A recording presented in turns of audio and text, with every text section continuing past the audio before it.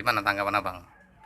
Ya, persoalan komunis itu kan sebenarnya persoalan paham, di mana memang komunis ini kan politik dunia.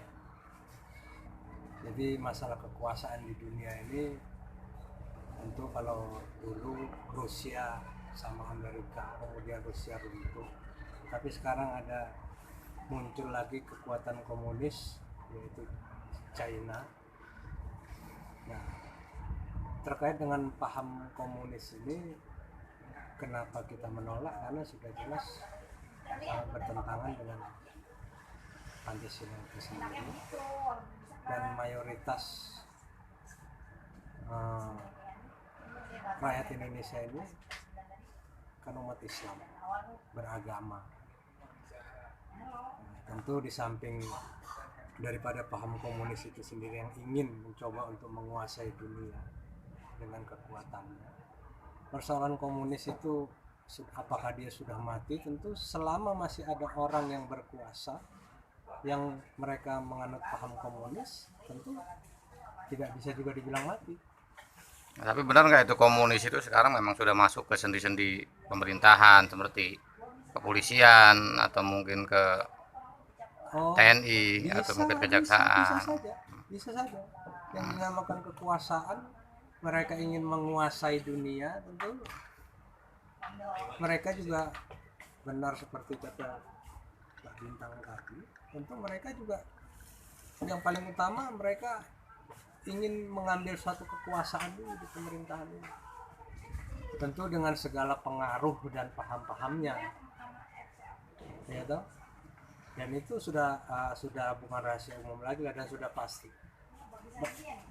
Apapun yang berkuasa dimanapun pasti akan mempengaruhi. Itu sudah pasti. Nah, abang ini kan sebagai akademisi bidang hukum bang, sebagai advokat lah. Nah, bagaimana cara mengantisipasinya? Karena kan ya yang informasi yang berkembang di isu yang masyarakat ini kan bahkan ideologi Pancasila sendiri akan diotak-atik. Nah, ini penangkalnya gimana nih, mengantisipasinya bagaimana nih sebagai abang sebagai pakar orang hukum? Yang pertama, kita harus melihat bagaimana cara mereka memasukkan suatu ideologi melalui undang-undang. Karena undang-undang ini apabila sudah disahkan, nah itu akan menjadi suatu kekuatan. Tentu mereka akan masuk ke situ dulu. Setelah mereka sukses memasukkan aturan-aturan baku, mereka akan memasukkan orang yang akan berkuasa di negeri ini. Tentu dengan segala cara, dengan segala kemampuan mereka, apalagi secara finansial, keuangan mereka mencukupi. Apapun bisa dilakukan. Nah, ini pesan abang kepada khususnya umat Islam lah ya, umumnya untuk semua masyarakat Indonesia untuk mengantisipasi masuknya paham-paham komunis ini, apa strategi apa nih yang harus dilakukan oleh masyarakat? Ya, strateginya kita harus menolak. Kita harus menolak segala paham-paham ideologi komunis di negeri ini. Itu harus kita tolak. Karena berawal dari situ, kemudian mereka akan berkuasa. Ya, kalau mereka sudah berkuasa, tentu akan mempengaruhi. Ya, sedini mungkin kita harus antisipasi sejak awal. Strategi dan langkah mereka itu harus kita antisipasi. Ya, tentu penolakan ini kan masif dari organisasi manapun, dari kelompok manapun, baik dari NU, Muhammadiyah, MUI juga menolak. Karena sekali itu masuk akan sulit nanti.